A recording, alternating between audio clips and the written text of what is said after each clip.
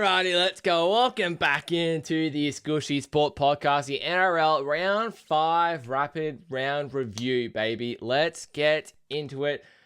Mate, Easter long weekend, we had footy across 5 days this week. So bloody good. We only have to wait like 2 more days until we get another game of footy. One of the best weekends of the year. We had a couple good games, like the Easter Monday game was absolute cracker. We had a few blowouts as well, which I find really interesting. Series is sort of adapting, I guess, to the newer rules and the speed of the game, and then just teams that aren't really adapting whatsoever. Like it's just really poorly coached, I think. Our halves just aren't that good. I think obviously we know a team that I'm talking about here, but just a few teams you just don't really see a lot of potential in, really. And then there's one particular team that's absolutely flying above the rest, Panthers. But before we get stuck into the review for all 8 games, make sure you give the video a massive like and subscribe to the channel. All my socials are in the comments as well. Make sure you go check those out. I post live reactions to at least 4 games a week. Giving me literally my live reaction to highlights of the games as well while it's all happening here. And while it's all happening, and then obviously my podcast clips as well, and any other info going on in the rugby league and sporting world as well. So let's get straight into it. First game of the week, we had Thursday night football. Seems like ages ago we had this game. Sea Eagles 52-18 against the Dolphins. First game at Redcliffe Footy for the Dolphins, and oh my goodness me, first game in the Fozball era, and my goodness, look.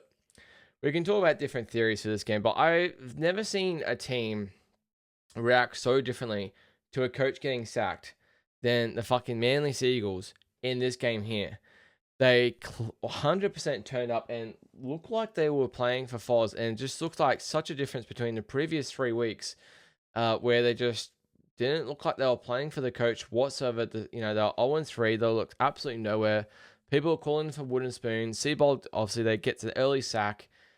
And just the difference in 1 week, they were running harder, they were playing harder. Like, there were a couple of players out there, like, I want to, straight off the bat, like, Ola Kawatu and Jake Jorojevic. Like, mate, I've given Jake Jorojevic, fucking every single round, I feel like, in the start of the season. He came out, he made the most tackles for Manly in this one. And he made some fucking runs in this game. Completely different player with Jake out there. And I gotta give him credit. He was really solid. He played 63 minutes, which is still more than I think he should play. But he had 8 runs in this game for 81 minutes compared to his fucking 3 runs. 25 post contact out there. He had, 31 tackles for 1 miss. I actually noticed him out there. That was the difference between this week and the previous week. I actually noticed him out there being effective to what he could be. And it was such a difference from Manly. Like, that first half, he was tremendous, I thought, and actually getting go forward for Manly. And obviously when, they didn't really need it as much in the second half, he didn't have to do it. But I thought he was really effective in that second half. So I have to put my hand up for the Jake Jorojevic, because I have slammed him the first few rounds for absolutely being so ineffective. And whether it's just the way Seabold was using him or telling him to play, but mate, what a week difference in the week that was, because it was completely different the way he played. I've got to give him credit. I actually noticed him out there making a positive impact on his team. And the second one, my goodness, Hamole Olakawatu, a guy that we know can be an absolute wrecking ball, and a guy that's been super below his standards the first few weeks and super below the standards that we think he sets up to. He was well under 100 meters, I think, the first few weeks. Now he comes out, he goes 24, obviously he scores a try, 24 runs for 272 meters, the most run meters in the game, 127 post contact, 2 line breaks, a line break assist, 2 try assists, 8 tackle breaks as well. He only literally had to make the 6 tackles in there just because Dolphins had fuck all ball. But mate, the difference, Hamole Kawatu and Jake Jorojevic in 1 week was tremendous, outstanding. Made such a key difference to this attack. Fucking Talia Paseka, 17 runs, 201 meters. Lehigh, 19 runs, 228. I have no doubt that Turbo would have gone over 200 meters as well if he played the full 80. Corey Wardell, 22 runs, 186 meters in 57 minutes. Paseka did that in 40 minutes. I mean, don't get me wrong, the Dolphins like defense was horrendous, like horrendous. But to have 3 players go over 200 meters, and to have nearly Turbo probably would have got there as well. They had like 1, 2, 3, 4, 5, 6, 7, 8, 9 players run over 100 meters. They were running downhill all game. They were so impressive to watch, Manly. And that's the big difference, right? Like, I just think they've been so poorly coached that you can just never look at this team that has generally Tom Trbojevic, generally Jason Saab at the back, Kohler, Garrick, and Lehigh at the back. Jamal Fogarty is not a wooden spoon half either. Paseka is a solid forward, I think, as well. Hamala Alakawatu, like, you can't look at this team and be like, that's actually, you look on paper, yeah, that's a wooden spoon team. Like, mate, that's a top 8 back 5 there. Realistically, like, Ruben Garrick's awesome. Lehigh is so talented. Kohler, awesome. Turbo, we know what Turbo can do. Clan Falalo is pretty good as well, and Jason Saab can just be as good on his day as well. But I said, just the difference in 1 week was just, I don't think I've ever seen anything like it. It was fucking wild to see. I just want to have a quick look at the actual stats of the game. Wow, 62% possession of the ball for Manly. Yeah, they absolutely ran downhill. 29 minutes they had the ball, 11 more minutes than the Dolphins. 89% completion rate to 64% completion rate. Like, 600 more run meters, like nearly double the post contact, double the line breaks. Dolphins had 37 missed tackles compared to 24. Funny enough, Dolphins actually had more average set distance, probably near the end that got boosted up with all that sort of runaway tries, that sort of thing. But, mate, they just absolutely killed them, Manly. I just thought it was, 52 to, it was actually 52-0 at one stage. Dolphins scored 3 late tries at the end. It was 52-0 at one stage in this game. Manly, from start to finish, absolutely pounded them into the ground in this one here. Absolutely pounded them. Obviously, Turbo played 47 minutes, went off for the Cat 2 HIA. They still continued to put on points. Kohler at fullback was freaking awesome to watch, but Turbo was absolutely cooking them. They were just everywhere. It was so impressive by Manly. I really hope that's not a one-game wonder from them on the Foz ball. It was such a good bounce back. It's just, all you want to see now is for them to back it up next week. I'm pretty sure they've got the Dragons. Realistically, this team on paper compared to the Dragons at the moment should be winning this by double digits. It'll just be really interesting to see how they actually back it up. But it was just very, very impressive. Yeah, absolutely cannot speak more enough about Manly. I'm not going to touch too much about Dolphins because, like, there was no standouts. Like, really, like, they had that late flurry at the end. Like, cool, Hammer had 213 meters. The back 5 had a lot of meters there, but the forward pack was ghastly. Absolutely hideous. It was disgusting. Tom Gilbert, 55 meters. Felice Kafusi, 26 meters. He's only playing 26 minutes. Connolly, 32 meters, 4 runs and 80 meters in 80 minutes. Finnish Furiaki, who's been hot to start the season, 8 runs to 80 meters in 80 minutes. Morgan Knowles also played 50 minutes, 8 runs, 59 minutes. Flegler, 77 meters. Ray Stone, 16 minutes. Molo, 46. Only the back 5 went over 100 meters. It was so disappointing by the Dolphins. So disappointing. Some of the missed tackles, like Lemuelu, like, unfortunately had to mark Olakawatu. 7 missed tackles. I forgot to mention Ben Trbojevic was awesome as well. I mean, all the Manly team was awesome, but 7 missed tackles for Lemuelu, 3 for Finnish Fuyaki, 3 for Morgan Knowles, 1 for Kafusi, 2 for Plath, 1 for Gilbert, 2 for Katoa, 4 for Nikarima, 1 for Cobo, 1 for Herbie, 3 for Hammer. It's like 4 for Donahue, 3 for Molo, 2 for Flegler. Fucking ordinary performance. And like, I love the kid, but fucking Izzy Katoa is very, very disappointing. I thought he's had a very bit of a quiet-ish start to the year. He's obviously had that he's had the highlight pass to Osako against the Sharks, but hasn't quite lived up to what we saw at the start, midway through last year, where he's running absolute hot, probably the form player of the comp, I'd say. Just hasn't really been doing it too much. Running game's not really there. I don't know what's going on with the Dolphins at the moment. A lot of people expect them to be better the second year under Christian Wolf. They just had to really improve their defense. Had the best attack in the comp, but like, if you got the worst defense, like, you continue to have the worst defense, you've got to back it up with your attack, and it's hard to keep the same attack 2 years running in a row. You can build your defensive systems, but having good attack a few years in a row running, it's hard to do. But yeah, interesting one for the Dolphins heading into, they've got the bye next week as well. So that's a very bad loss heading into the bye next week. Just, yeah, very, very disappointing one for the Dolphins. Interested to see how they come back from the bye. I'm not sure who they've got. Yeah, on to the next game, on to Good Friday. Really actually enjoyed this game here. Rabbitohs 32-24 against the Doggies in this one here out of the core. Nearly 50K in attendance. Well, obviously, the big talking point is Stephen Crichton in this one here, and a few of the coaching decisions as well that went into this one here. Also, I'll just flick through his stats while I'm mentioning it. Stephen Crichton got injured in about the 46th, 47th minute, I want to say, and it completely changed the game. And I get it, Critter is probably the best center in the world. Maybe a bit of a quieter start to the season on that left center, but never would have thought a center would have so much negative impact getting injured in the game on, on a team. I get it. Like I've spoken about it before. Like losing a center is probably the worst position to lose because you got to fill in generally a makeshift sort of center in that position. You can get targeted. So the Doggies, right? Let's just show their team list. Let's have a look at their bench. Let's have a look at the fucking Doggies bench because 6-man bench now where you can actually utilize all 6 players. Only use 4 of them. Kurt Mann, obviously not there. Satili Tupanoa, forward. Sean O'Sullivan is a half. Lipoi Hopoi, Bronson Sherry, and then Logan Spinks. Now, Sean O'Sullivan is a 7. Bronson Sherry is a center. Mainly a left center. Stephen Crichton was playing left center. So, Stephen Crichton goes down. What would majority of coaches do? Majority of coaches do in this situation?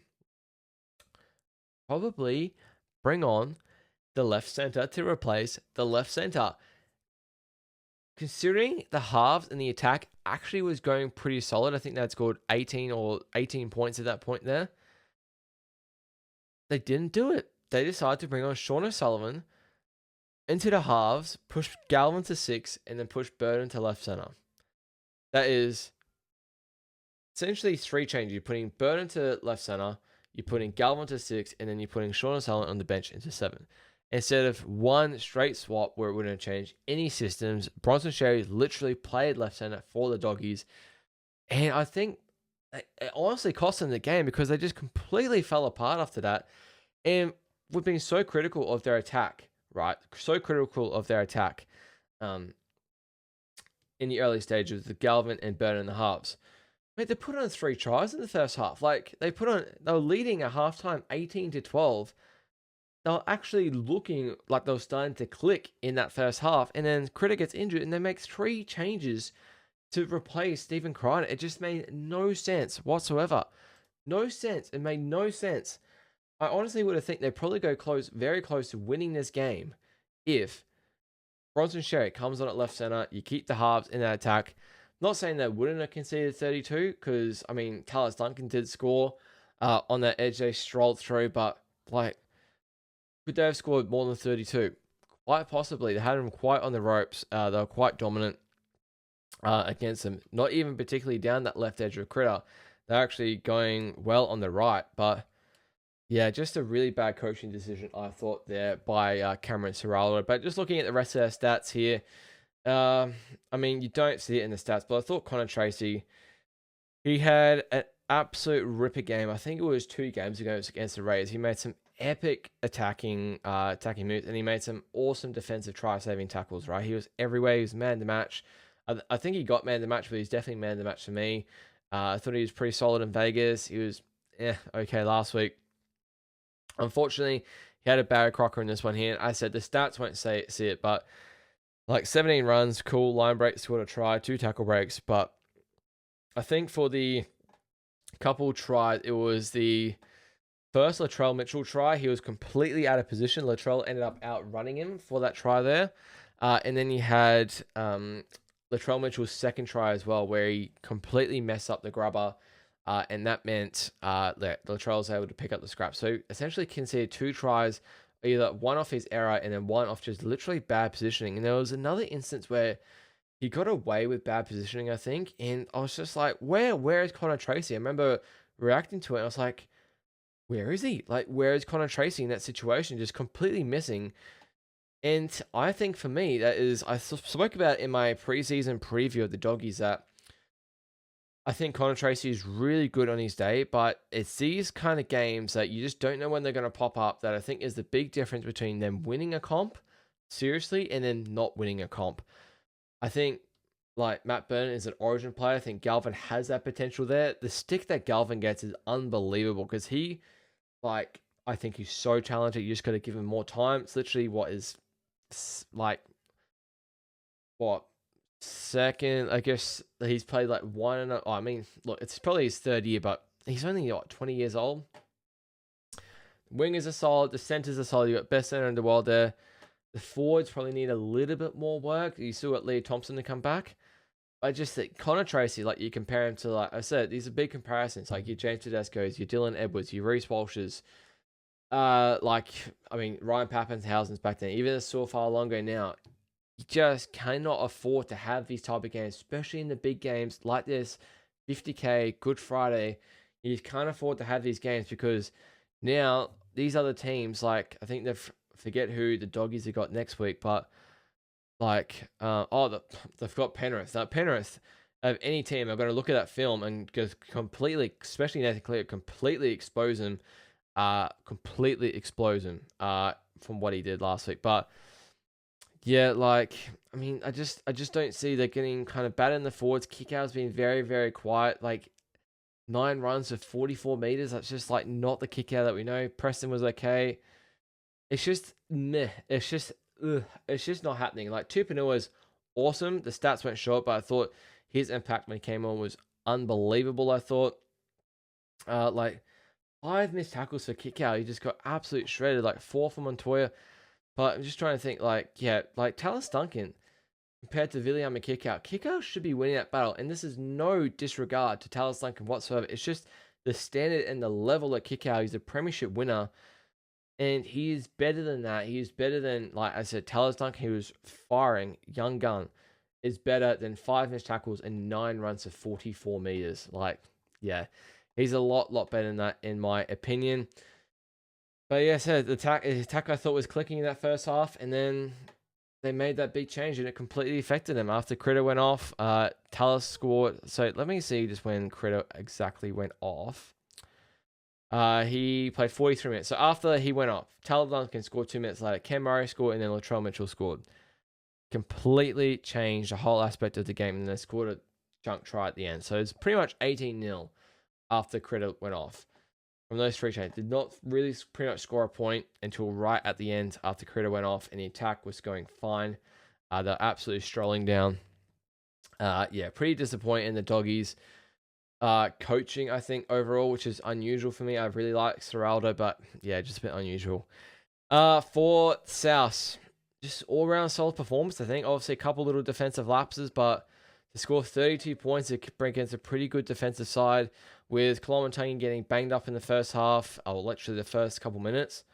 Very, very impressive. I thought Cody Walker had a pretty solid game in this one. He had a couple try assists, looked very good. Latrell was turning up for this game. He always loves to turn up for this game here. He was unbelievable.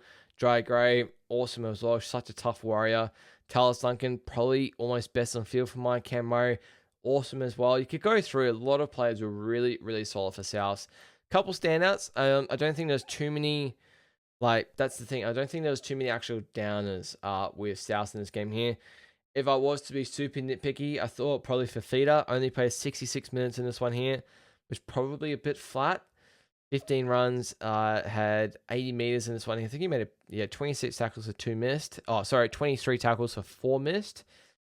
Cody Walker had 6 missed tackles. That's probably something I've got to really sort out. Jake Preston was running rings around him. But honestly, I'm not too disappointed with South, so I can't be. I say I'm being nitpicky here. Just thought it was an all-round solid performance. They clearly either watched some film during the week with Bennett and completely exploited the Doggies' defensive woes and managed to really take advantage of them. Whereas early kicks, behind Connor Tracy, that sort of thing, just really, really took advantage of like the weak defenders in this team, I thought. So, yeah, good win by South. They now go and play. Oh, I should know who they play next week. I think they are favourites. I think they've got Raiders next week off the top of my head. Doggies obviously played Penrith, which, speak of Penrith, 50-10 against the Storm. 50-10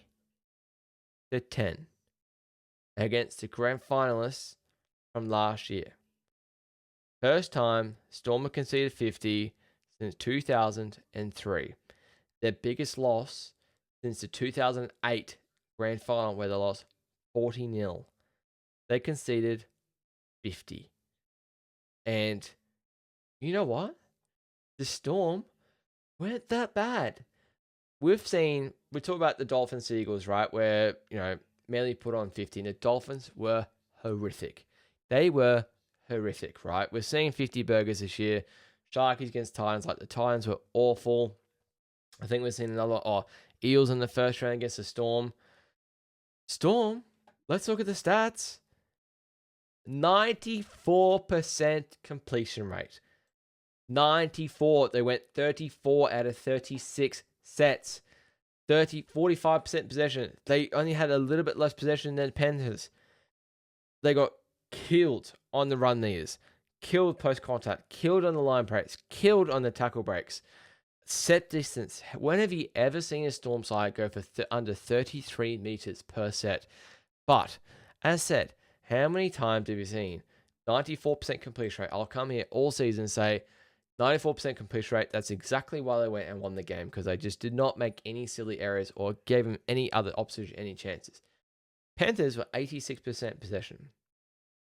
And they lost by 40. 40. They lost by 40. I talked about last week. I even posted a clip about this on my socials. Spoke about in my review last week. Can the Panthers potentially go undefeated? This is the best I have ever seen a team look after 4 rounds. And I get the record just says 4-0. Wait, if you've watched all 5 games of Panthers so far, which I have, they have been unbelievably dominant. They beat the Broncos 26-0. They beat the Sharkies, I think it was 26-6. They beat the Roosters.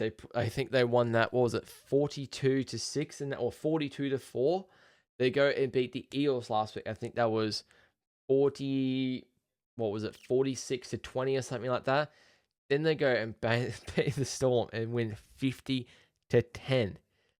What the fuck? I watched this game closely and I just could not believe, like I said, the Storm were not horrible by any means. They just could not get any good possession. I said they completed 94%. They just got absolutely killed. You can see the team stats just did not get a shot. The Panthers, the way they scored, the way they completed their sets, the way they took advantage of their opportunities was an absolute pleasure to watch. I was in awe watching this team. I'm not a Panthers fan. If you're listening to audio, there is a Warriors jersey behind me. I am a diehard Warriors fan. I was in awe of this Panthers team. I was in absolute awe. Like I was just I couldn't. Some of the tries I was scoring, I was just like, what? Like what it looks like to me, right? And like some of the, like when you're having really easy wins, they start really good constructed tries, right? And you're like, that's exactly what they do in training. It's exactly how it's shaped up on the field. Like every single one of the Panthers tries just looks like exactly what they practice in training multiple times over and over again. Soon as whoever it's Cleary or Yo calls a play, say it's Cleary, there's all 13 players on the field know exactly where they're meant to be and exactly what they're meant to do. And it just goes exactly how it is meant to be. It looks like how they practice it in training over and over and over again, and it results in tries.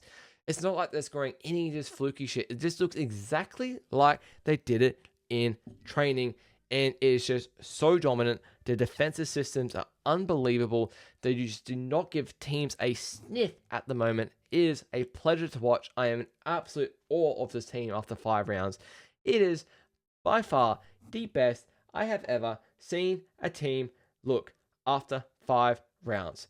I usually do the ladder. I just realized I forgot to do the ladder. Panthers are easily top of the table. 5-0. They are shitting. They are $6.50 preseason to win the comp. They are now $2.55. It is absurd. I've never seen a team after 5 rounds with 22 rounds to go plus finals be $2.55 to win the whole comp. I said it preseason. I said it since fucking November. This team will shit it in this year. They will blitz the minor premiership. They'll blitz it through. They'll win the first round. They get the prelim. They'll blitz that, and then they will kill whoever is in the grand final. It is absolute revenge tour this year for the Penrith Panthers. I could go on and on and on and on about this team. It was an absolute pleasure to watch. I don't even think I really need to go right into the stats too much because, like, everyone just played their part. I can't even think of a player that was weak in this team. I'd be being super, super nitpicky. Dylan Edwards, 243 meters. Tom Jenkins, 12 tries in fucking 5 games. It is just unbelievable to watch. 260 meters. McLean, 184. 19 years old. We forget he is 19 years old. Scored a try in this one. Had a try assist as well. Line break. 2 line breaks. 2 line break assists. I said try assist. 5 tackle breaks. Big thing for him defensively. 12 tackles, 2 missed. We can get around that. That's fine. But he is a freak. He is the New Zealand centre for a reason. I think he is very deserving of a Origin call-up this year. Maybe you think it's too early, but mate, he gave the Storm a fucking bath. I think it was the new guy, Waiteri, on that side there. And Waiteri did score a try, but mate, he gave Waiteri a bath. Toto didn't even look like he did it. He got a freakish try, 198 meters in this one. Cleary was awesome. Like, I thought Talangi was awesome as well. 4 missed tackles. Like, we can get around that with Talangi. He's just producing. Like, Leota didn't really have to do too much in this one. Lindsay Smith was awesome. IPAP was awesome. He dropped one over the line there as well. Could have been 56.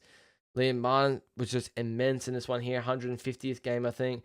Isaiah Yeo only had he played the full 80 in this one as well, despite the blowout. 153 meters for him in this one here. Sorensen. Oh my God. Scott Sorensen comes in the second half off the bench, right? And the hot on the Storm line. On the left side, I think IPAP plays the ball. Freddie Lussick to Cleary. And Cleary kind of plays like almost this longish crash ball to Sorensen, right? And Sorensen's kind of going for the line. Looks like he's going to get tapped. And as soon as he catches it, just does this flick. Like, just does this straight flick out the back. Like Benji-esque, right? Unbelievable. Like backyard footy. And it goes straight into Dylan Edwards, who's literally ready for it, anticipating it. Who just passes it on to Liam Garner, who literally has 5-10 meters of open space to go score a try. It was just, I was in shock. That's what I mean. Everything is so cohesive with this team. It is unbelievable to watch. Like, I'm so scared when the Warriors play them. So scared. They've got the Doggies next week. I have no doubt they'll win that one. I forget who they've got the week after. They will just, like, I just don't see when they're going to lose. I would say it's probably going to be Origin because you're probably going to have Dylan Edwards out. Could be McLean out. Probably Brian Toto. Nathan Cleary is going to be out. I don't think Lindsay Smith. Liam Martin, Isaiah Yeo is going to be out there as well. So you're going to have 6 guys at least out of this team. But it is the systems for Panthers. It's not the players. It is the players, but it's the system as well. What Ivan Cleary has built. The fact that, a player like Freddie Lussick, Mitch Kenny is such a vital part of this Panthers team, I think. He's such an underrated part. For Freddie Lussick to come in and, like, a guy that's that started a few games for the Warriors. I don't think he's ever started for the Panthers. He's at the Panthers this year. For him to just fit into that system perfectly fine, know exactly his role, is such a compliment to the system that Ivan Cleary has built. I just cannot get over this team. It was just so good to watch. In regards to the Storm, I just think they came up against an absolute freight train. He was on their A game for 80 minutes of the game. They tried that absolute, like I said, they completed 94%. I get it. They just couldn't get any good meterage going, but they just got the kicking game was awesome by the Panthers. They just didn't get really good any opportunities. I just think they got absolutely smacked. I think Panthers put 50 on any other team that they're playing on Friday night and just happened to be the Storm. Now, obviously, Panthers love playing against the Storm. I don't want to talk about the Storm too much because I think it's 3 losses in a row. They play the Warriors next week. I am shitting my pants. Shitting my pants. 3 losses in a row, conceding 50. I could not think of a worse time to play a Storm. Craig Bellamy will kick their ass. I watched his presser after the game. He was just like, mate, like, I've never seen like Bellamy like that. You'd think Bellamy conceding 50, he'd just be so pissed off. He was calm. He was just like, look, we just came up against a better team. Like, they just got absolutely smacked. Like, Penrith were just on their A game, and Penrith's A game is way better than any other team's A game at the moment. So yeah, as I said, I don't want to talk about the Storm too much because all it is for the Panthers for me is in that game because they just absolutely smacked the living daylight out of the Storm in that game. They're absolute pleasure to watch. All right, Dragons and the Cowboys Saturday afternoon. This one here, Cowboys 32-0 to the Dragons. Now, I'm not going to spend too much. Look, let's just start with the Cowboys quickly because they just did what they had to do. Like, were they perfect? No, but like to keep any team to 0 is always a compliment to your defense. No matter what's in front of you, you still got to keep them out. You still got to make the tackles. Just did what they had to do. Like, I thought their attack looked pretty sharp at some points. Was it an A-grade performance? Like, no. Is it anywhere near potential? No, I don't think so. But just a really solid win by the Cowboys. Had more possession. Didn't even complete like at a better percentage. Maybe I think that's just because the Cowboys attack is a little bit more potent, has more potential than the Dragons attack, but more runs, more run meters, fucking 10-2 line breaks. They had obviously more missed tackles, way better set distance as well. They just did what they had to do. Like, I thought everyone kind of did their part. Like, I thought actually I want to give a compliment. Reed Marnie, was okay in Vegas, and the next 2 weeks or even 3 weeks have been pretty crap to be honest with you, but he really did bounce back in a really solid way. I thought did play the whole 80 in this one there as well. Did have 6 runs, which was really good to see for Reed, and made 47 tackles as well. But Braden Burns, like, mate, to have 3 of your back 5, all of them go for over 150 meters, 3 of them go for over 200 was unreal. Like, Drinkwater at 176, Braden Burns 229. He was unbelievable. Purdue 219, ripped them a new one. Chester didn't even score a try or have an assist, I think. 236 meters. He was immense. Talangi, 160 meters in this one. He even did in 147. Tamalolo, 163. Tamalolo was really solid in this game here. As I said, I really literally can't like have any sort of negs on the Cowboys. Maybe Sam McIntyre was a bit meh. I mean, look, fair play. He only played 23 minutes. I did forget he got injured. That's hand up. That's actually my bad there. But even McKaylee comes on 146 minutes. He actually got robbed of a try at the end, which is, I was so happy for him. Then Reed Marnie ended up touching it, which, pretty unfortunate. But the whole back 7, first 1 to 7, had at least 1 line break assist all over the place. Like look at his tackle breaks. 1 for Drinky, 2 for Burns, 3 for Purdue, 6 for Tom Chester, 1 for Talangi, 5 for Clifford, 3 for Dearden. Like, 2 for Hess, 1 for Mahoney, 1 for Tamalolo, 3 for Lukey, 1 for McIntyre, 1 for Cott. The whole starting team had a tackle break. What the fuck? Like, yeah, I mean, as I said, massive credit to Cowboys. I don't want to, like, with the utmost respect to the Dragons, it was the Dragons. I still thought the Cowboys, you have to play the opposition in front of you. I thought they just did what they had to do. They got in, got out, got the job done, didn't concede a point. The 0 is what's going to satisfy them more than the 32, no doubt about it. Dragons. Oh, mate. I'm recording this on Monday night, right, after the Easter Monday game. And during the game, right, I think, well, maybe just after, reports come out that they're going to try and bring back Kyle Flanagan early, a week early from his HIA, and drop Daniel Atkinson. Your marquee signing that you brought over from the Sharks, you're super stoked about. He's going to be the guy that's going to really turn around this attack, going to really get us into a top 8 position. He's earned his position. 5 rounds, dropped. So, are we playing Larkin King Tonga and Kyle Flanagan in the halves next week? Like, how I see it is Atkinson is a 6. He is not a 7. Kyle Flanagan is a 7. He is not a 6. With the utmost respect to Daniel Atkinson, I see potential in Daniel Atkinson. He has had a pretty much a very much like a very, very slow start to the season. This is probably his worst game out of the 5, I'd say. Look, he's a 6. He's a 6, but he's playing the role of a 7. And it's like he knows he's got the 7 jersey, so he's playing this more conservative role. And for him, it's just not working. It's not working for this team. And I don't know if it's Danny Atkinson's fault. I don't know if it's Shane Flanagan's fault. For him to only have 6 runs is not good enough, in my opinion, here. Like, look, he had a line break. Cool, but like the kicking game. The kicking game and the kicking choices on 5th were putrid. Like, there's a lot of words I could do. Like, it was putrid. It was putrid. Whether if you just know they get to like the 40 or 30 meter line inside the Cowboys' half, it's too far out to put in an attacking kick. They just put up the bomb. It's not high enough. It's not like a torp. It's not anything. It's just an up and over. It's an easy contested catch to Drinkwater. He literally does those at training week in, week out. Then at the end of the game, started putting these grubbers. 4 runs. They were dribbling. They were going way past the dead ball line. I think he had 2 or 3 in a row. And you're just literally sitting there watching the game going, what the fuck?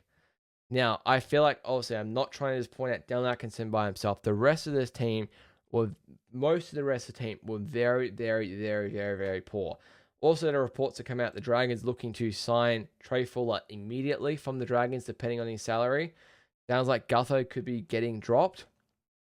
I would have to agree with it. He looks like a guy that's playing in wooden legs. He's lost his speed. He's just lost his agility. For him to only have 110 meters, like 1 tackle break, 12 tackles for 4 missed tackles. He's an absolute statue in defense. Like, Purdue ran absolute rings around him. Like, yeah, it was really, really disappointing from the Dragons. Really did not enjoy watching this one. Tuipulotu, average. Sully, average. Val had another shocker. Farley on debut, like rough situation to get put in debut. LKT gets exposed in defense.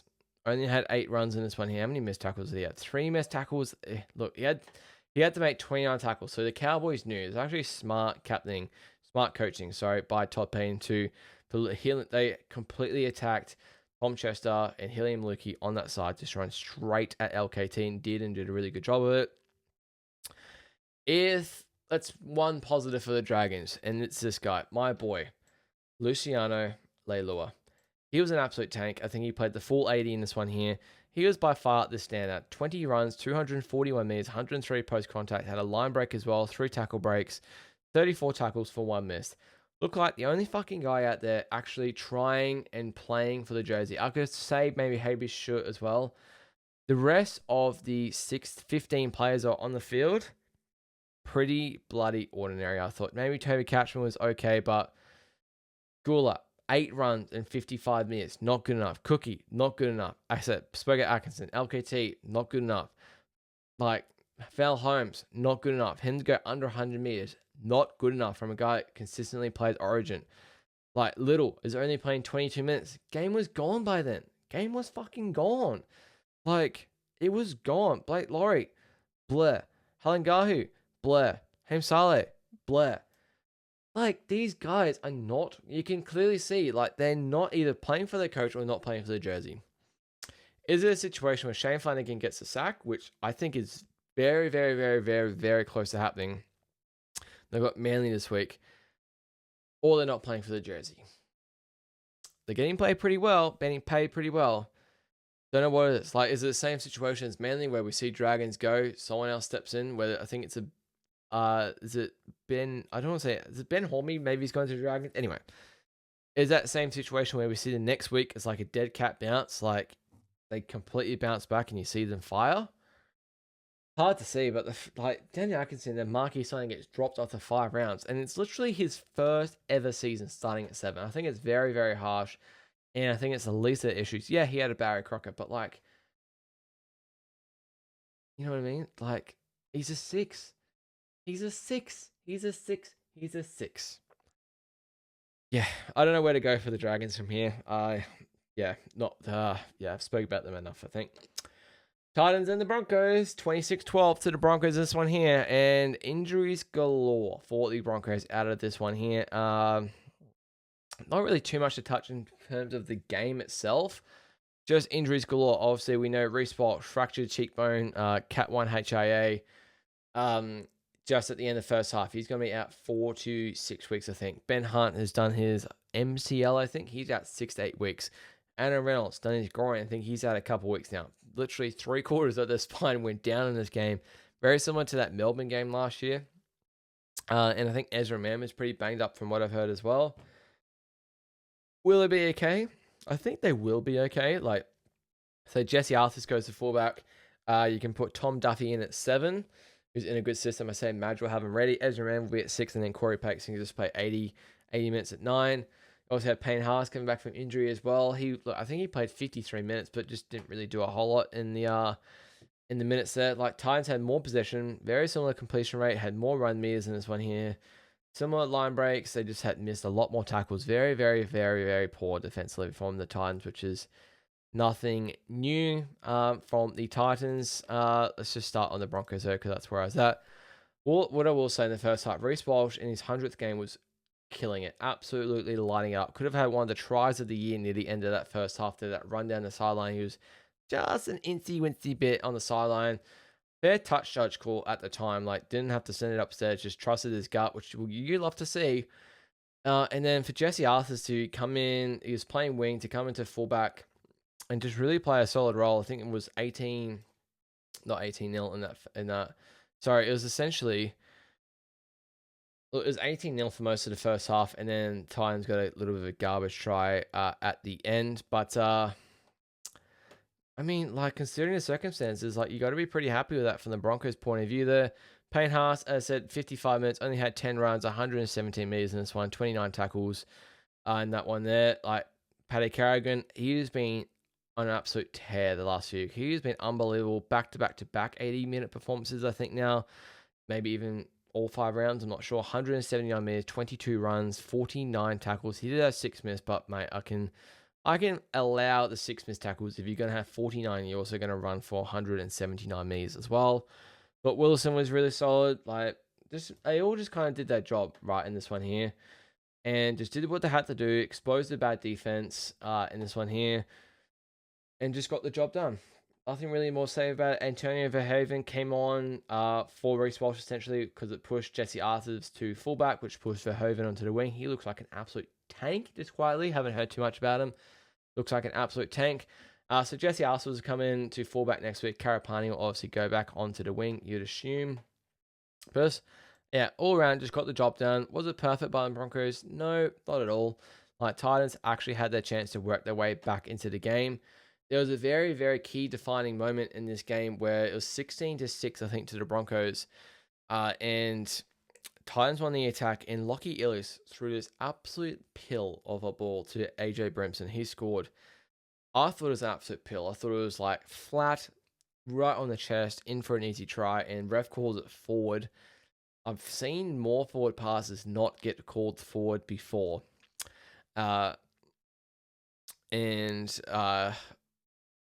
Yeah, pulled forward. Next set, Broncos go down and end up scoring with Jesse Arthurs, I think. And it was just, it was probably the big turning point in this one here. And yeah, probably set up the Broncos win because, mate, if it goes back to 16-12 or something, like without Walsh, Ben Hunt was banged up, still played. It would have been a very, very interesting finish. But onto the, speak about the Titans. Again, it's just not there. It's just like, they've got, they've got the talent of players. Like, they've got Keanu Keeney, they've got Fafita, who's been awesome, by the way. AJ Brimson, Phil Sami's no slouch either. Like, Jaden Campbell, like Tino, like Arama Howell's been solid. Bo Fermor, Mo Waker, they're just not playing up to their standard or up to their potential, which is really bringing the team down as a whole. And it must be so frustrating for the 3 Titans fans that are out there in the comp. Sorry. Because you can look at this team. It is not the worst team on paper. By all means. I think there are a lot of teams that would kill to have Jaden Campbell in the halves. Would love to have Keanu Keeney at fullback. Would love to have Tina in the middle. We'd love to have Bo Fermont on an edge. We'd love to have Aaron Mahal on another edge. We'd love to have Jojo Fafita. We'd love to have Philip Sammy as well. Potentially Mo Forder-Waker.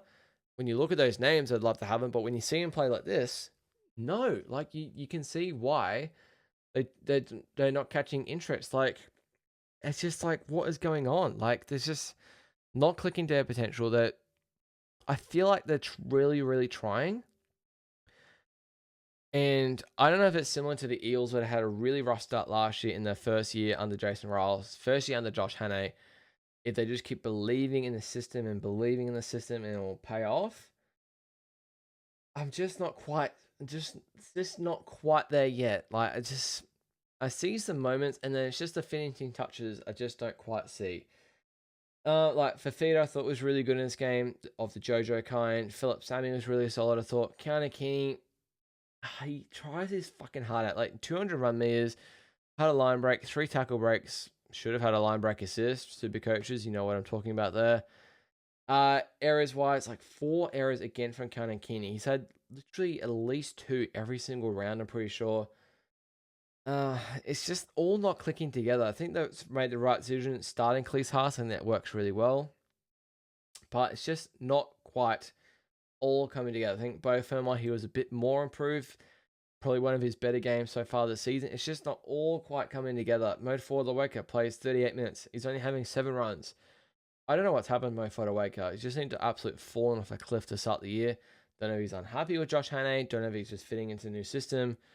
Really, really, really poor. So, who of the... Just trying to think of the Titans who got next week. I think they've got a relatively tricky game off the top of the dome. Let's actually have a look at the draws next week. While I've got you here. Titans, I think they're playing on Sunday. Got the Eels. Okay. Interesting test, right? They'll... Like, I want to see how they can go down to Sydney and actually compete with this Eels team, who are they've got 2 more days rest than the Eels. Eels coming off a Golden Point game there as well, an emotional game against the Tigers today as well.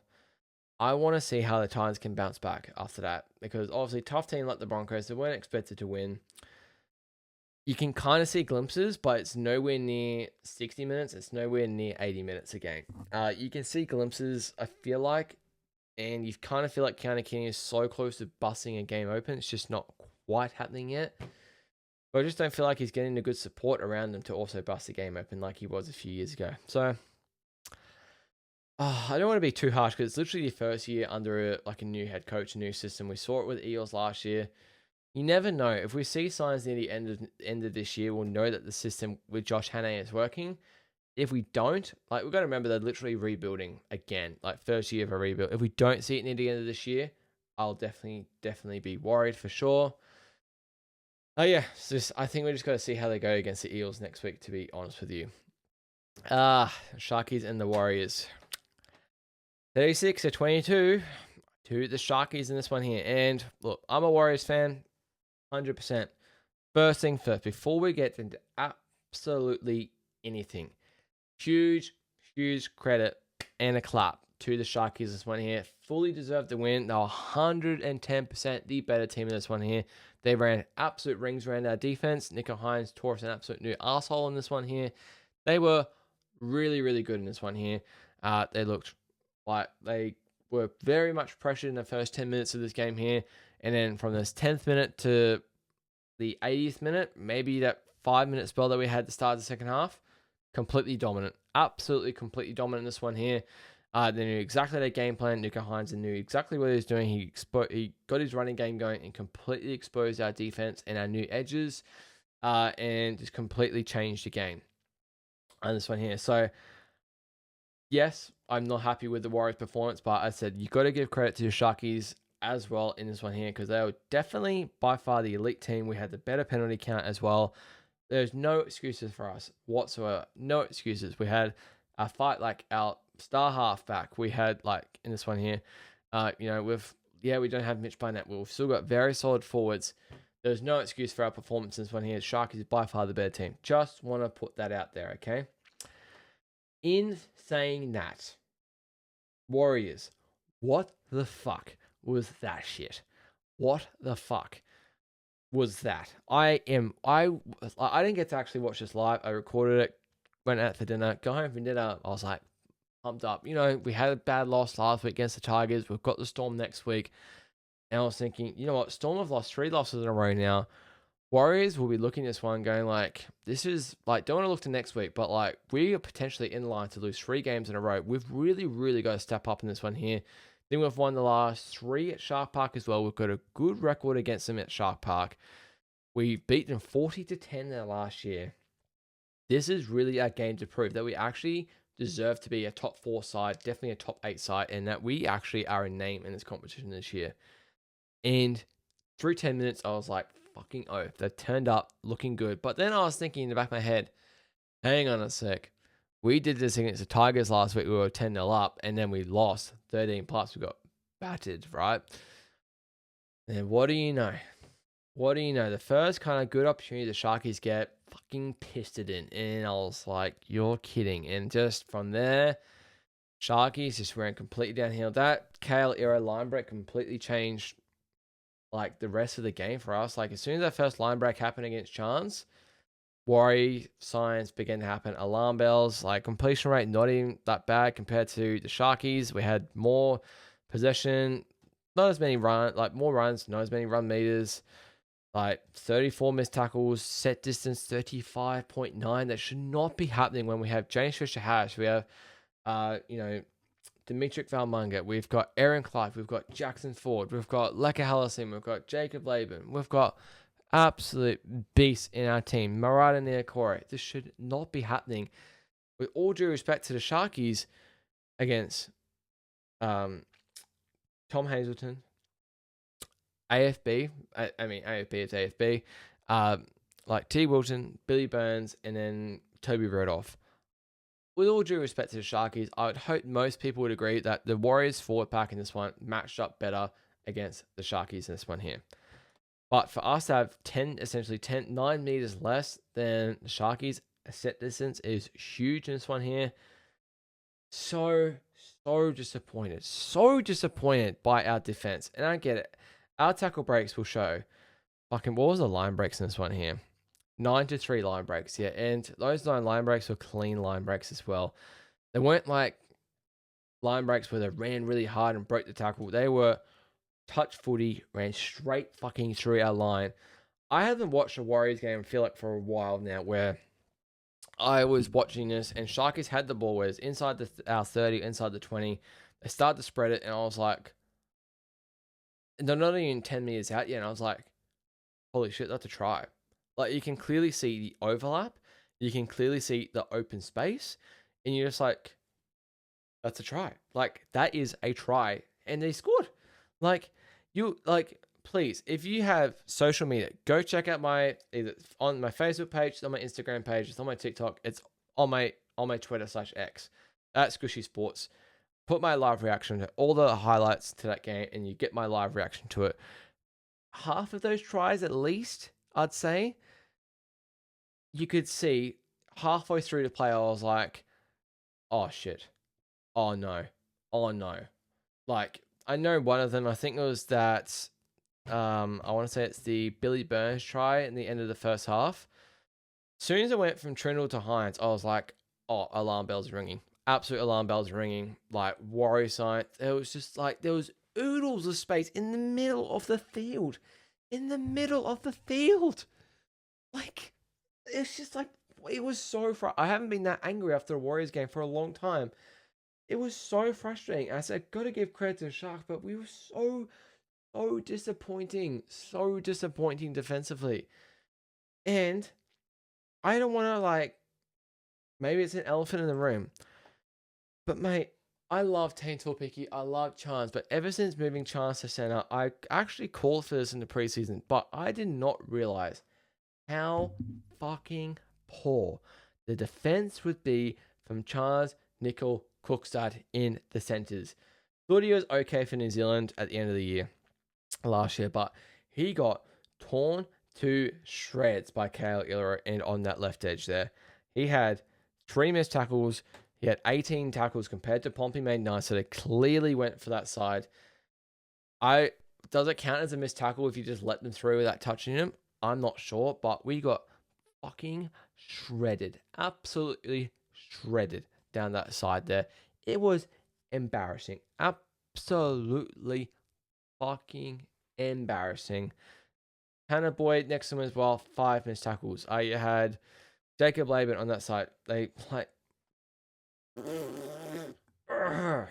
God, it was frustrating. It was so bad, so bad.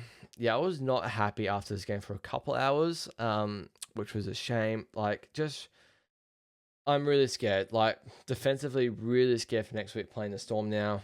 Just looking at these stats now. Like, I mean, Dallin, let's see if they're shining. Like, Dallin, 3 tries. You'd love to see it. Scoring a hat trick, 188 meters. I don't know if the intercept counts to that. I don't know if there's any other guys that are really awesome. Like, Tane really tried his heart out. I guess, like, Chance had a good moments on attack, but said defensively takes that away. Like, and you've moved Luke. Like, Luke comes back straight back from an ACL injury, straight back into the 6th role. What Chanel Harris-Tavita done? Like, I thought we were awesome. I don't know what's going to happen with this combination here, where Luke Metcalf goes back to the New South Wales couple games. We were killing it with Chanel Harris-Tavita in the 6, Tanner Boy in the 7. I don't know what's happening with Metcalf, where he's going to be out a couple weeks now with his hammy. It could be a silent blessing if Chanel is back this week. I'm very, very intrigued to see, because he's actually a very good defensive 5'8" as well. But, like, yeah, it's just very blasé. I'm not very happy whatsoever. Tanner System really tried his heart out, 143 meters. Probably one of the standouts for us. But Wade Egan showed some signs of brilliance as well to try and open up this game up. Good matchup against Blake Brayley. But we can't just have a guy like Chanel Harris-Tavita has been awesome for us, just sitting there on the bench week in, week out. It's just not good. I don't think Lecker's a starter. I think we need Kurt Capewell back ASAP. I think he's back. He's either back this week coming or the week after. I don't think Lecker is a starter. I love Lecker. I just don't think he is an 80-minute edge. And for Laban to only play 41, but Lecker to play 80. Like, I mean, Laban had 4 runs in 41 minutes, 25 minutes. Lecker, 11 runs. But Lecker also had, 34, 3 minutes. It's not bad. I just feel like he's a massive X Factor guy. And he's so young as well. I think he's like, 21 or 22. He's a massive X Factor impact player. And he's been awesome when he came off the bench the first couple of games. He also had to fit into center in that game against the Knights. And he did really well. But this doesn't have the same energy and impact when he's completely starting for mine. I'm happy to obviously hear in the comments if I'm wrong. But I just don't see the energy in the fire. If you bring him on for Laban with like 30-35 to go, you know exactly for that 30-35 he's going to go hard as possible as he can and really try and break the game open for us. So I just want to see when Kurt Capewell's back. I hope he's back very soon. I think we've missed him a lot. Yeah, I'd just like to see him go back there. Just going to touch quickly on the Sharks. As I said, I really did give him a lot of credit in this one. I thought they were really solid. Will Kennedy absolutely tore us a new one. Qatar, 254 meters. Obviously, Ramian, shout out to him. He's going to be out about 4-6 weeks with an injury. Iro, tore us a new one. Sammy Strange on that left side, tore us a new one as well. Nico fucking Hines ripped us a new asshole in this one. He had 15 runs, which is exactly what a running 7 should do. A line break, 3 line break assists, 2 try assists as well, a tackle break. He also had an offload there as well, 22 tackles for 1 missed. He went 6 out of 6 conversions as well. He was awesome. Just think the rest of the team just did what they needed to do, just played literally off the back of Hines. Trindle noticed that Hines had the hot hand and just fed him good ball all day. To either feed to Will Kennedy, who had 2 tries, or really, really solid from the Sharkies in this one here. People speak about them being frauds. They were very disappointing against the Dolphins 2 weeks ago. Ever since then, they've come back and they've gone down to Canberra and beaten them convincingly, and then they've come back home and beaten the Warriors, their bogey side, pretty convincingly as well. Big test for them now is against the Roosters in Perth next week, a finals revenge game for the Roosters. So going to be very interesting to see how definitely the Sharkies can continue this form, because I've always rated the Sharkies. I think I've got in top 4 this year. If they can go and, they've always been known as flat track bullies. They can go and beat a solid team like the Roosters. we can definitely have more chats about them. All right, Knights and the Raiders. Now, these last two games, I definitely the Knights game didn't get to watch pretty much all of it. I've seen the highlights, seen the tries, that sort of thing. Eels, Tigers, I was kind of watching without sound. But Knights and the Raiders, 32-12 to the Knights in this one here. My goodness me, the Knights 4-1, and they fully deserve all those 4-1. Ironically, the one loss, they got fucking battered by the Warriors, which just leads you thinking, like NRL, man, NRL. But mate, full credit to Knights. Like from what I saw of like the K minis and NRL highlights, they absolutely killed the Raiders in this one here. Looked like a tight tussle in the first 20 minutes. I won't spend too much time, which I apologize for because I don't have much to talk about. But just looked like from the 25th minute onwards for the rest of the game, absolutely destroyed the Raiders, especially with Tamale in the bin. It really took advantage down that left edge of the Raiders, down the right side. I think Gagai, he tore the Raiders a fucking new one. Good completion rate, had more ball as well, like more runs, more run meters. It's going to win you a lot of games, more line breaks, 41 missed tackles to the Raiders as well. More offloads as well. Really just took advantage of their attacking opportunities and really took advantage of the possession and the ball that they had, which is not what we saw from the Knights last year. Justin Holbrook is having such a positive impact on this team. It is ridiculous. Just quickly look at the stats. I want to talk about Dane Gagai in this one here because from what I've heard, from what I saw, he was unbelievable in this one. 15 runs, 147 meters, 26 post contact, 2 line break assists, 2 try assists, 12 tackle breaks for Gagai, 3 offloads as well, 24 tackles, 5 minutes. He gave Ethan Sanders an absolute bath in this one here. Tore him to absolute shreds. The rookie essentially tore him to absolute shreds. A guy that's played Origin for many, many years. He is, I think he's 33, 34, I want to say. Maybe even older. And was very, very impressive. He just gets better with age, it seems. He's so consistent. Such a vital part of Newcastle as well. Obviously, Bradman Best, shout out to him. I think he's out 4 to 6 weeks as well with a hammy or a groin. Only got to play essentially the first half in that one there. Fletcher Hunt was awesome. Dong Yan scored 2 tries. So did Greg Marzi in this one. Fletcher Sharp, awesome as well in this one. He is so important.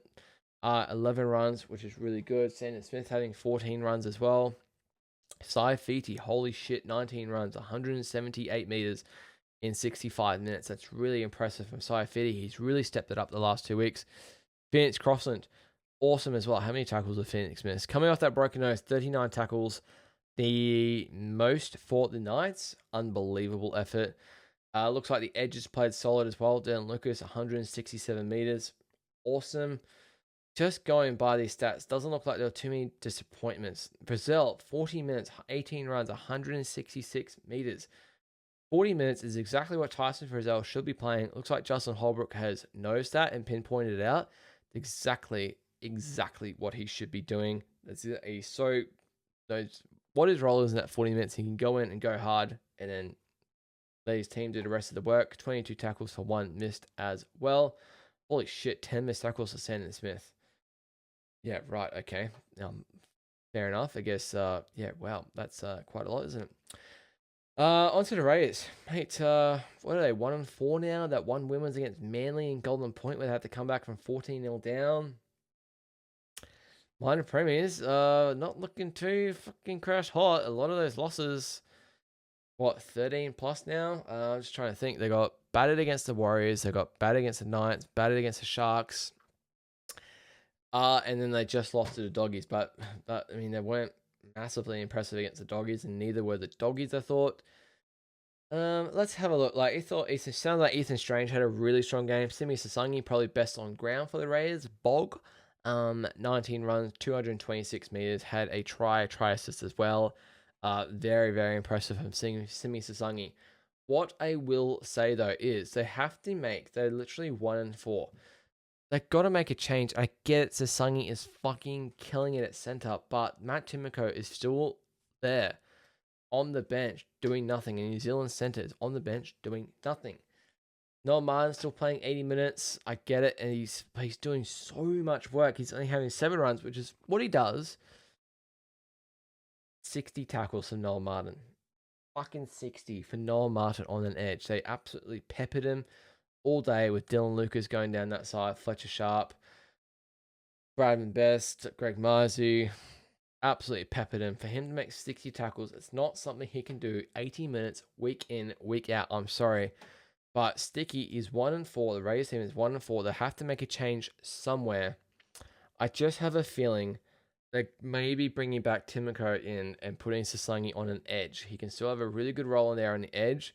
And maybe they just decide to put Noel Martin have a 50, 60-minute role somewhere. Huddy Young, 20 runs with a hair pull. Sharpeny, 18 runs there as well. Look like a few standouts, but mate, they're conceding a lot of points and their attack's just not quite gelling at the moment with Easton Sanders and Easton Strange. And for me, that all comes down to them not playing a trial together. And I gave this team a lot of praise, especially Sanders after round 1, who looked really impressive against Manly. But those first few weeks, a lot of teams looked pretty impressive against Manly. Since then, he's been pretty disappointing. I would say. I want to see who's getting more of the ball. Sanders is kicking a bit more. Receipts. Pass receipts. Ethan Sanders 63 to Strain 26. Wow, that's a massive difference. Hey, that's a huge difference. Like 63 to 26. It's a massive difference. Yeah, Raiders have got South this weekend. South the favourites, obviously, looking at down the barrel of 1-5. Early season would dictate they're probably not going to make top 4. Definitely probably not going to make, well, I mean, long way to go, but not making finals. Yeah, a bit of a interesting one for the Raiders. Sorry I couldn't obviously touch on that game too much. But yeah, let's go into the last game of the week, Easter Monday. This was cracking game. Game of the week for me, 22-20 to the Tigers. This one here in Golden Point. Mate, this game seemed like a fucking everything. I've watched the highlights back. I said I watched this game like off and on with sound. What I first want to touch on is, let's give a massive shout out to Apar Twiddle. Comes on for, well, let's give a couple shouts. I just want to speak about, I think it was, who was it? Bailey Simonson. Quickly, unfortunate. I think it looked like a broken ankle, broken leg for Simonson, having an awkward fall there, got tackled in midair. Been very unfortunate with injuries, which was, very unfortunate for Simonson. But that meant Apa Twiddle came on in his debut. So comes on, he fucking scores with his first ever touch in a corner. Awesome put down. Scored 2 tries in literally the first fucking 5 minutes of his career. It was unbelievable scenes. 3 minutes even. So after like Tigers had a man in the bin because Luke Lauleti went into the bin, Twiddle comes on, scores in the 59th and 61st minute to get it now 18-10 down. That brought it back to 18 all, 2 missed conversions. I said just a cracking game, right? Like, you know, Eels came right at the blocks. It was 10-0 after about 15 minutes or so. And then Tigers ended up actually taking the lead at halftime due to Kai Pearce fucking Paul. What a signing this has been for the Tigers. We know how good this guy was in Super League if you do watch Super League. And Adam O'Brien, the master coach himself, just did not decide to unlock him in the 2 years he was there because he only had 83 meters, 13 runs. But mate, the 2 line break assists, the 2 try assists, the 2 offloads that he had with the 5 tackle breaks, those 2 offloads to do it into Buller were world class. World class. Benji is completely open KPP, and it completely opens this Tigers attack. And it's such a dual threat now that when KPP gets tackled, you really got to lock his arm up because he's going to get that offload away. He's a big fucking dude, and he's going to get that arm off and that ball off way. And it resulted in 2 tries for the Tigers today. So yeah, just very solid performance by the Tigers. Overall, Tavana had an awesome try, that leap up to get that one, kind of bust a tackle, turn around and manage to, go put the ball down. It was awesome. The atmosphere was electric as well. And then obviously it was a controversial penalty, I'll say, to Moses near the end of the game. In this one here, which resulted in 20-18 to the Eels with a few minutes to go. And then, just both were high tackles. High tackle from the Eels with like a minute and a half to go. Jock Madden nails the penalty goal with a minute to go, 40 meters out, made it 20 all. And then Tigers red hot on attack, 20 meters out, go for the field goal, and then I think it was Fox took off way too quickly, which ended up being a penalty for offside, which you just never ever see get called right in Golden Point, and it should get called. I think it was a good call though. So yeah, drop man on nails that one, 22-20, but better completion rate by Tigers, way more possession, way more runs, obviously more run meters, more post contact, 6-3 line breaks to the Eels in this one. Eels had 47 missed tackles in this one here and only managed 32.3 meters per average set, which is very disappointing from the Eels there. What else are we looking at here? Pretty solid. As I said, a lot of missed tackles, 47 from the Eels in this one here. Same amount of errors. Tigers had the better penalty count. A lot. It's 13-6 again. Holy shit. And then even with Luke Lalili in the bin, they lost that. Obviously conceded 2 tries, but then to bounce back was really good testament to how they are just looking for this year, I think. Let's just have a look at the stats. So even Luke Lalili, I don't... Look, he had 235 meters, but I just think he's just missing a bit of a touch. I can't see him retaining his spot when Taylor May comes back because I assume Makasini goes to the left wing. He had 198 meters. Tavana, 106. Buller, 210. He was awesome. Adam Dewey just continues to keep doing the goods. He had 15 runs at halfback as well. Jack Manning was solid. Terrell May was solid. A lot of solid performances, I thought, just by the Tigers, like overall, right? It was injuries galore. Alex Troll really stepped up again. 17 runs, 120 meters in this one here. 3 tackle breaks, 51 tackles for 2 missed. Played 80 minutes in this one here. I think he had a 5-minute break. Epic. He has been unbelievable for the Tigers so far this year. KPP, 46 tackles. Samuela, 38. Epic Carousel, 56 tackles. Just a lot of hard work defensively going on from the Tigers at the moment, which you absolutely love to see. Onto the Eels. That's a annoying loss for them. Obviously, Apar Twiddle, we spoke about him. But they had the lead twice in this game and they let it slip, which is going to be very frustrating. Like, just look at these meters compared to what we spoke about the Tigers. Like, Papali'i, 115. Simonson got injured, but so did Brian Kelly. No, he didn't. Brian Kelly, no, he didn't, excuse me. Only 87 meters for Brian Kelly. Sean Russell, he got injured as well. 26. Adokar, 107. Not a lot of meters going on. Pezzett, 3 runs. Mitch Moses has been really quiet with his running game. Just really quiet overall, I think. Williams was okay. Barlow was okay.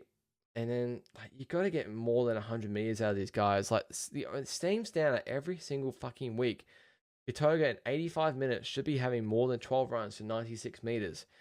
Dylan Walker, 15 runs, 150 meters, 62 minutes. He's such a vital part of this team. It is crazy. But yeah, like, the fact that Apar Twiddle had 8 runs for 93 meters in 26 minutes compared to like a Brian Kelly or even a Fox who had 107 meters is way different, man. They just don't really... Obviously, they missed Simonson's meterage in that second half. Maybe even Sean Russell as well, but it's just like... not good enough, man. It's not good enough. The missed tackles here. Whoa. Let's go through. 2 for Papali'i, 1 for Simonson, 5 for Kelly, none for Russell, 2 for Fox, 5 for Pezzett, 2 for Moses, 3 for Williams, 9 for Riley Smith, 3 for Barlow, 3 for Kelmer, 2 for Katoga, 2 for Dylan Walker, 2 for De Silva, 2 for Tuivati, 1 for Garmart, 3 for Moretti. Mate, whole fucking team had a missed tackle apart from Sean Russell, who played 28 minutes. Not good enough, man. Not fucking good enough. Like, and you compare these tackles compared to the tackle count, but compared to what the Tigers had, like, the edges, 33 and 23, compared to what the Tigers had. You know, Dylan Walker had 29 compared to what Alex Twell had. Like, 47 from Jack Williams. Like, there's a lot of, you can kind of see these players that are working harder than other players, whether it's attacking or defensively for the Eels at the moment. It's going to be uber frustrating for an Eels fan at the moment because I think you sit at, let's have a look at the ladder. You sit at 2 and 3 at the moment. Just obviously they beat the Broncos. Just trying to think who else they beat. It's not coming to mind, but if they have that win, that makes a big difference to where they are in the ladder, right? And again, it's only early days, but just they've got to be able to finish those games off. And you compare Mitch Moses to Adam Dewey, who should be finishing it off. I'd be going with Mitch Moses 99 times out of 100 with all respect to Adam Dewey. But yeah, this is how the ladder is looking, guys. Also, we've got Panthers at the top. We've got Tigers and the Knights in second there, which is unbelievable to see. Raiders in the top 4 as well. Wild still hanging on top 8 at 5th. So there's a lot of teams sitting on 6 points at the moment. You got the Warriors, Sharks, Cowboys, Broncos, Doggies, and the Roosters. Sitting on 4 points, you got the Storm, Seagulls, Dolphins, Eels, Eels, and then on 2 points, Titans and the Raiders. And then sitting at 0-5, the only team to not win a game is the Dragons at the bottom, which I don't know when they're going to win a game, because if you have a look at their draw, as I said, dependent what happens with the coach, I think they go Manly next week. Never know, but Manly good last week. South's the week after, probably a loss. That's 0-7, let's say. Roosters and Anzac Day, probably not winning that one. It's 0-8. Then they've got the bye, so potentially going 0-8 into the bye. Come back and play the Knights. Knights are playing pretty hot at the moment. Probably lose that 0-9. Panthers at Magic Round.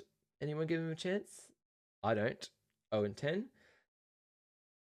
Look, Warriors after that, fucking anything could happen. Warriors should be winning that game. Then they go play the Broncos. Then they go play the Sharks. Then they've got another bye. Where is their first win coming? By the time we get to round 15? That's what I want to know. Is there a surprise win that we're not seeing? Like, I just don't see where they're going to actually go and win a game if you look at this fucking draw. Like, they've been that bad. But yeah, anyway, guys, that will do it. That's your round review of NRL Round 5. 8 games, Easter long weekend, 2 more days until Thursday, which is fucking unbelievable. You absolutely love to see it. Very interesting round. Obviously, we saw some absolute really good teams. We see some shocking teams. I think just some very mid performances. Very, very mid performances. Kind of interesting to see like which teams are very good and which teams are very bad at the moment here. But injuries galore happening at the moment there as well, coming even just into round 6. But that'll do it for me, guys. I'll have my Supercoach review coming out for this round, probably either the same day, and then also got Teamless Tuesday when you're listening to this as well, and then I'll have the trade room for you on Thursday morning as well. Bit of a weird week, obviously, with the Monday game, kind of puts my week a bit out of whack, but that'll do it for me, guys. Thank you so much for listening and watching, and cheers.